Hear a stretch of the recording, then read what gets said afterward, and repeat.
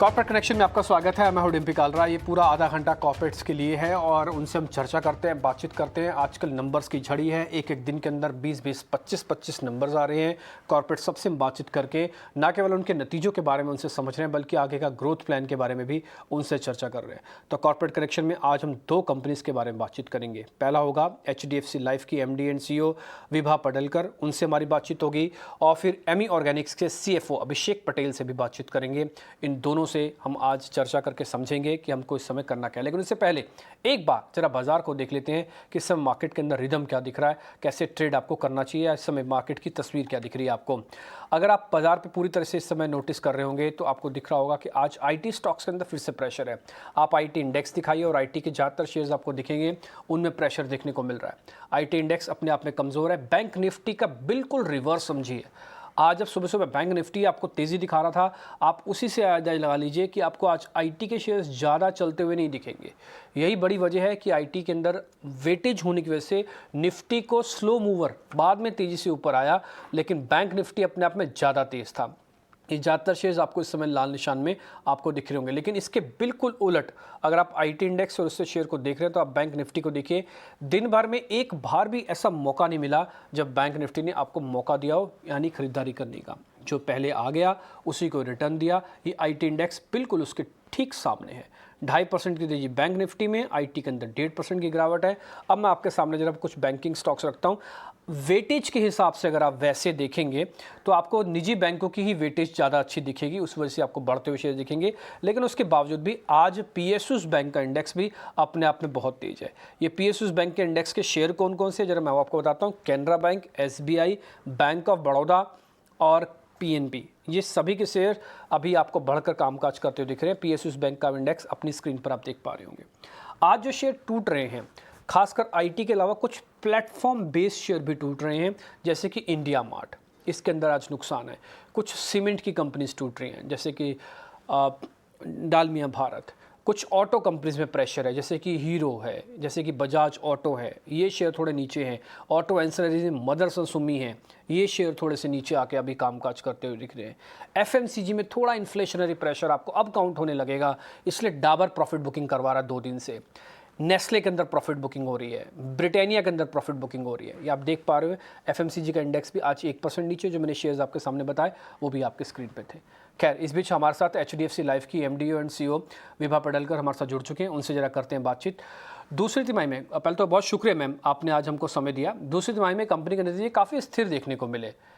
Growth भी 23% के आसपास की थी और 30% के आसपास का आपका वैल्यूएशन भी देखने को मिला। इस तिमाही में आपको किस फैक्टर्स ने ज़्यादा असर डाला, किस वजह से ये नंबर्स स्टैंड स्टिल रहे, अच्छे रहे, और उसमें कोविड क्लेम कितना था, अगर आप ये भी अलग से बता पाएं तो बहुत अच्छा होगा। एब्सोल्युटली। तो स्टैंड अलोन Q2 में हमारा नेट प्रॉफिट जो है दैट रिड्यूस बाय 16%, लेकिन हमने एक्सेस मोर्टेलिटी रिजर्व सेटअप किया है of 60 crores. If I were to add this back, then my back book surplus should have grown by 13%. इसलिए this is a one-off thing which is related to COVID.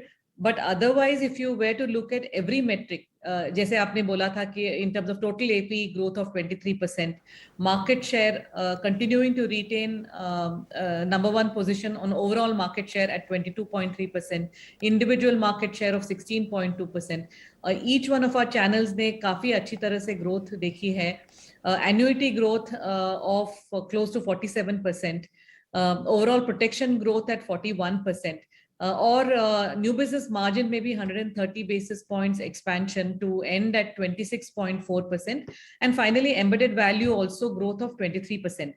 तो holistically the growth is definitely there, लेकिन Indian gap पे असर हुआ है because of COVID claims.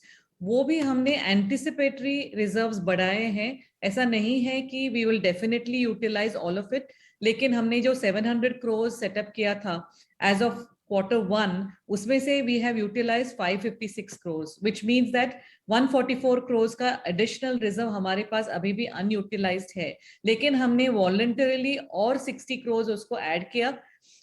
There was no need to per se, लेकिन हमने we felt that it is better because abhi bhi the festive season is not yet out of the way. The number of at least infections are rising, whether in the northeast, whether in Kerala and so on.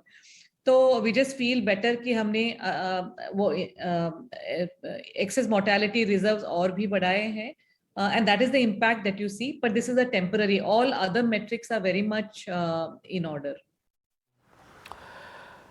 एक सवाल में मेरे को आपसे और पता करना है कि जुलाई के बाद ना मार्केट के अंदर एक अच्छी खासी बढ़त देखने को मिली, एक शार्प रिकवरी देखने को मिली है, तो आप इसको कैसे हाईलाइट करते हैं? एक तो मेरा पहला क्वेश्चन। दूसरा, एन्युटी बेसिस पर, क्योंकि आपका बिजनेस के जो अलग अलग प्रोडक्ट हैं काफ़ी बैलेंस्ड आपने किए हुए हैं, तो कहाँ पे ग्रोथ, कहाँ पे ठीक है, कहाँ पे और एफर्ट्स करने पड़ेंगे? Absolutely. So we continue to be very, very clear कि हमको balanced product mix strategy it works well for us, क्योंकि जब भी turbulence होता है, whether markets or regulatory provisions or anything else, customer preferences, इसलिए rough rule of thumb is 30-30-30 ऐसे division works for us. So about 26% unit linked is where we ended, 30% participating products, 32% non-par product, and baki 5% is our annuity, 7% is protection. So this kind of a trend aap dekhenge even for next year, we will continue with this trend.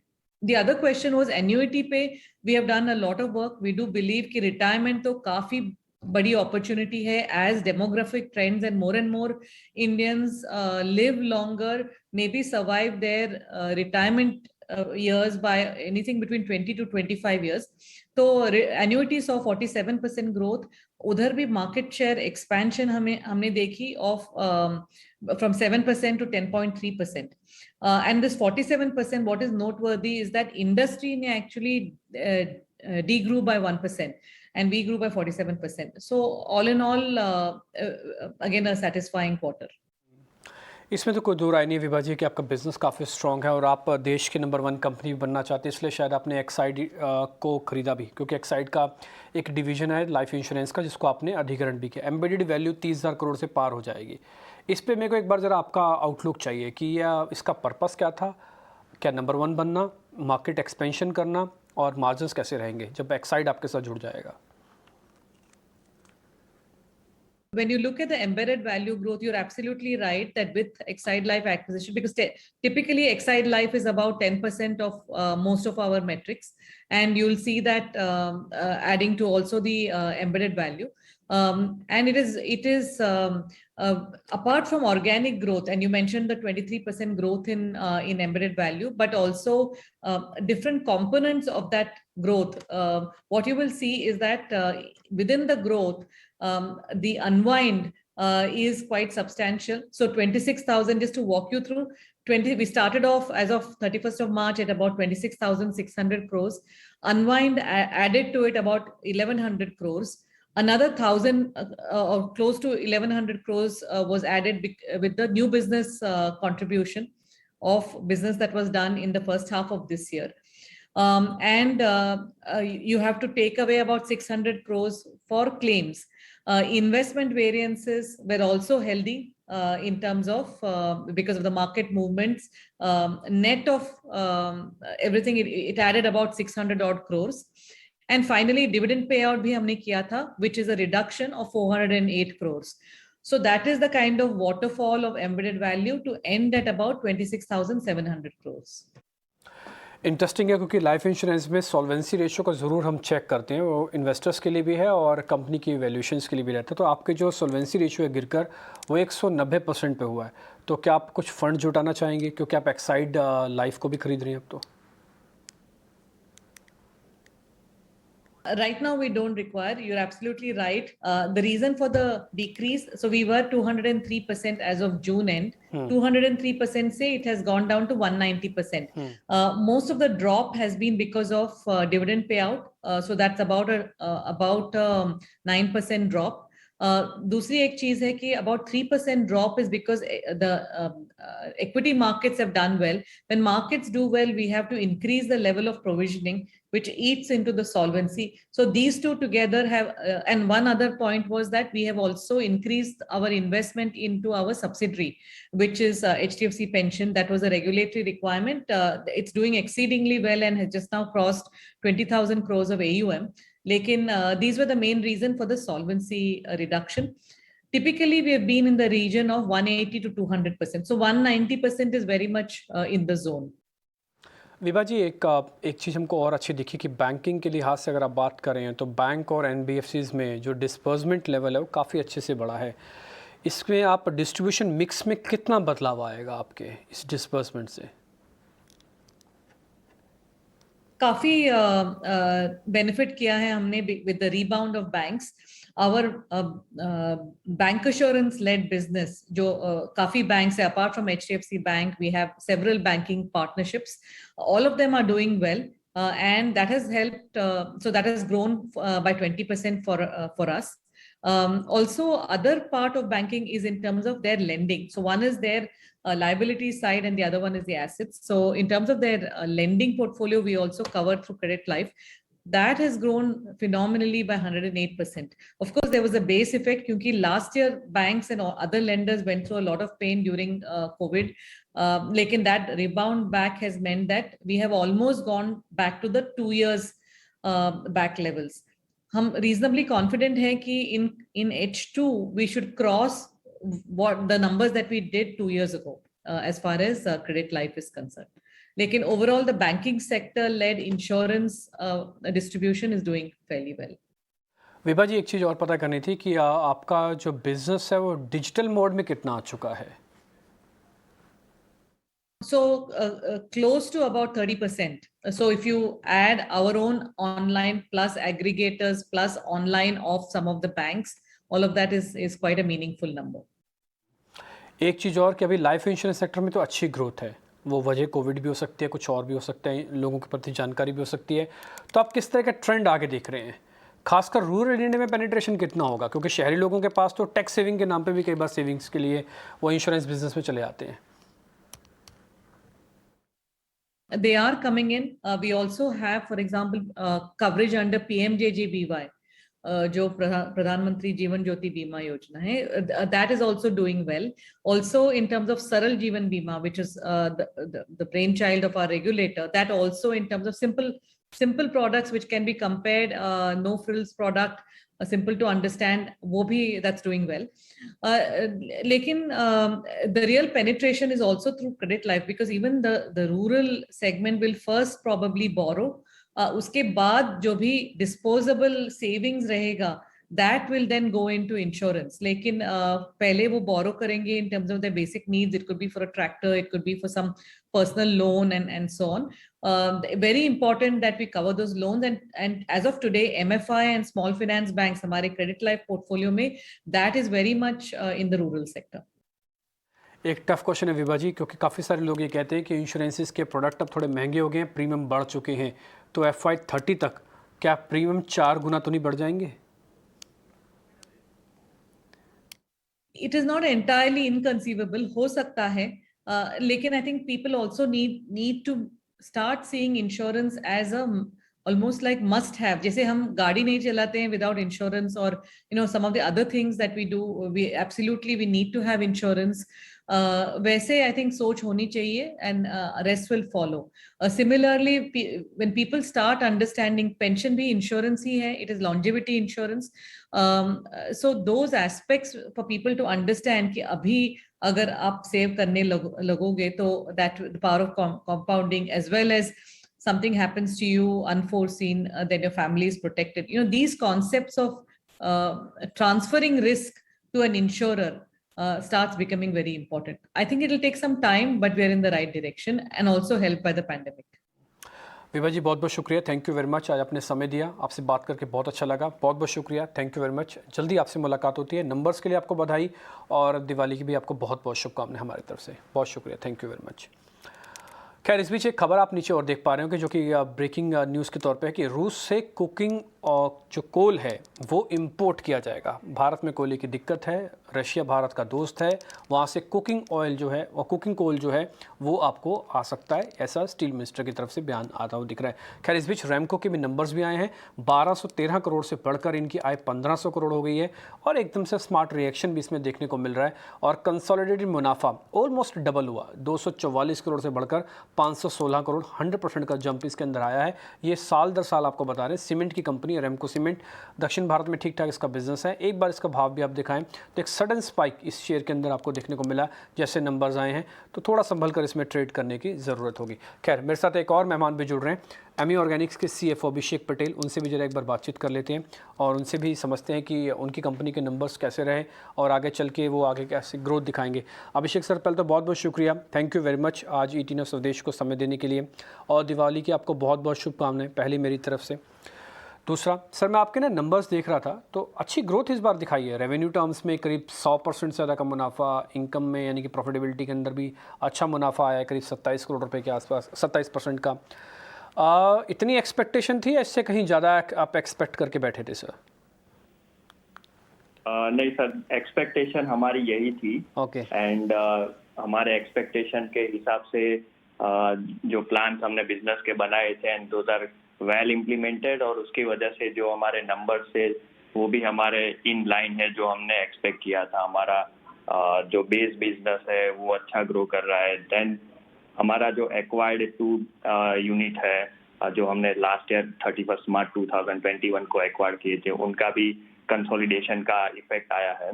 सो वो revenue में हमारे दिखता है। और जो हमारा trend है हमारा हर साल Q1 से Q2 बेटर रहता है, Q2 से Q3 बेटर रहता है, वो ट्रेंड कंटिन्यू है और हम आगे भी एक्सपेक्ट है because this is the kind of business pattern we have every year. So quarter by quarter वो बढ़ता जाएगा इस साल में भी। ठीक है, इंटरेस्टिंग। अभिषेक सर मैं जब आपके पूरे डिटेल देख रहा था धीरे धीरे करके तो उसमें ये मेरे को पता लगा कि आपका जो फार्मास्यूटिकल्स वाला, जिसको हम फार्मास्यूटिकल्स इंटरमीडिएट बिजनेस कहते हैं, वो 88% ऑफ द रेवेन्यू है। इसमें ये परसेंटेज बढ़ेगा या फिर ये इसके इर्द गिर्द रहेगा? नहीं, इस साल में ये हमारा जो स्पेशलिटी केमिकल बिजनेस है वो करीबन 17% जितना हो जाएगा, क्योंकि हमने इस बार जो 2 बिजनेस यूनिट गुजरात ऑर्गेनिक से एक्वायर किए हैं तो उसके कंसोलिडेशन की वजह से वो बढ़ जाएगा और करीबन फार्मा इंटरमीडिएट बिजनेस रहेगा 82-83% के आसपास रहेगा। फार्मास्यूटिकल हो जाएगा, स्पेशलिटी जो करीब 5% आप बढ़ा के बता रहे हैं कि करीब 15% हो जाएगा, 3 गुना हो जाएगा, कहने का मेरा मतलब है 17% के आसपास। 17% हो जाएंगे, 3 गुना से भी ज़्यादा हो जाएगा। सर अब स्पेशलिटी बिजनेस को ही लेके मेरे को आपसे पता करना था, क्योंकि अब आप इसमें ग्रोथ कर रहे हैं, आगे चल के आप कह रहे हैं कि इसमें परसेंटेज हिस्सा भी बढ़ेगा, तो चाइना का कितना रोल रहेगा सर? अभी तो स्पेशलिटी केमिकल्स की डिमांड अच्छी थी, चाइना से आ नहीं रहा था ज़्यादा। तो सर हमारी डिमांड हमारे प्रोडक्ट की पहले भी अच्छी रही थी प्री चाइना इश्यूज और आज के दिन में भी अच्छी है। हम लोग चाइना के ऊपर मतलब चाइना की जो डिमांड शिफ्ट है जो मार्केट एक्सपेक्ट कर रहे हैं उसके ऊपर हम लोग डिपेंडेंट नहीं है। हमारी प्रोडक्ट लाइन अच्छी है, हमारे सेट कस्टमर है और जो हमसे रेगुलरली बाई कर रहे हैं, सो उसी के बेस के ऊपर हमारी जो ऑर्डर बुक है वो भी काफी रोबस्ट है और उसी के बेस के ऊपर हम लोग ये ग्रोथ मोर देन 25% CAGR का ग्रोथ हर साल जो हमने पिछले सालों में देखा है वो आगे भी कंटिन्यू रहेगा with improved margin also. Interesting sir, मेरे को ये आपसे पता करना है कि अभी मार्जिन्स है कितना, आगे रहेगा कितना? हमारे EBITDA मार्जिन जो सितंबर क्वार्टर में हमें मिले हैं वो है 21%। अगर आप एब्सोल्यूट टर्म में देखोगे तो you will find that it has shrink a little bit, but मैं आपके माध्यम से हमारे सारे व्यूअर को बताना चाहूँगा कि हमारा जो ऑर्गेनिक एग्जिस्टिंग बिजनेस है इनफैक्ट उसमें मार्जिन इम्प्रूव हुआ है और विथ रेवेन्यू ग्रोथ ऑफ 25%।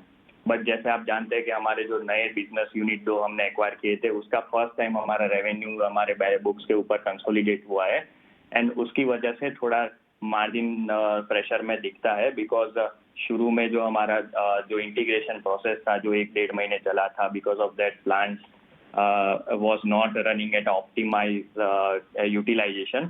लेकिन धीरे धीरे it has started producing a good amount of production, and going forward जो next Q3 और total H2 में उनका contribution बढ़ेगा और margin भी again वो जो थोड़ा सा pressure दिखता है that will be removed. Abhishek sir, अभी आप बता रहे थे कि 2 यूनिट आप और खोलने वाले हैं। ये जो पहले 3 हैं, एक अंकलेश्वर में, एक सचिन में और एक जगाधिया में, इसके अलावा 2 यूनिट और खुलेंगे ना आपकी? नहीं सर, मैं बता रहा हूँ कि ये 2 जो यूनिट है उसका रेवेन्यू फर्स्ट टाइम हमारे ये Q1 और Q2 में आया है, क्योंकि हमने जो ये 2 यूनिट एक्वायर किए थे 31 मार्च 21 को। ठीक है, ये ठीक है, क्लियर हो गया मेरे को, क्योंकि मेरे को वही आपसे पता करना था। अच्छा, एक और चीज़, मैं आपकी बैलेंस शीट्स को भी जब देख रहा था करीब से, तो उसमें करीब 25 कंट्री में आपका बिजनेस है और टोटल एक्सपोर्ट्स का जो हिस्सा हो गया आपके रेवेन्यू में FY21 के अंदर वो 50% से ज़्यादा हो गया सर। तो मैं ये एक्सपेक्ट करूँ कि इसको मेंटेन भी रखोगे और बढ़ाओगे भी, क्योंकि 150 से ज़्यादा क्लाइंट्स हैं आपके। हाँ सर, बिल्कुल। हमारा जो एक्सपोर्ट कंट्रीब्यूशन है वो आज भी वो सिमिलर रेंज में है और आगे जाके भी रहेगा after those acquisition of 2 unit also, so that is well in line. ठीक है सर, अब मैं थोड़ा सा बैलेंस शीट के पॉइंट ऑफ व्यू से पता करना चाहता हूँ, इस समय बैलेंस शीट पे डेट कितना है, कैश कितना है और कैपेक्स क्या है आपका? सर, जैसे हमारे आईपीओ के वक्त हमने हमारे डीआरएसपी में भी था कि हमारा एक ऑब्जेक्ट ऑफ द इशू है कि हमें डेट 140 करोड़ का हमारा डेट का रीपेमेंट रहेगा। तो by September we paid 136 crore debt out of those IPO proceed, और आज के दिन में we are net debt positive company. So हमारा net debt cash is there on our financials. सितंबर की बैलेंस शीट में आपको 101 करोड़ का कैश बैलेंस दिखेगा, क्योंकि काफी सारे आईपीओ प्रोसीड्स का भी यूटिलाइजेशन भी धीरे धीरे चल रहा है। और कैपेक्स में आपको मैं अभी बताना चाहूँगा कि कैपेक्स, क्योंकि हमने 31 मार्च 21 को हमने 2 बिजनेस यूनिट एक्वायर किए थे, तो हमारे पास अभी सफिशिएंट कैपेसिटी है हमारे एग्जिस्टिंग रेवेन्यू FY22 और FY23 को कैटर करने के लिए। लेकिन उसके बाद के रेवेन्यू को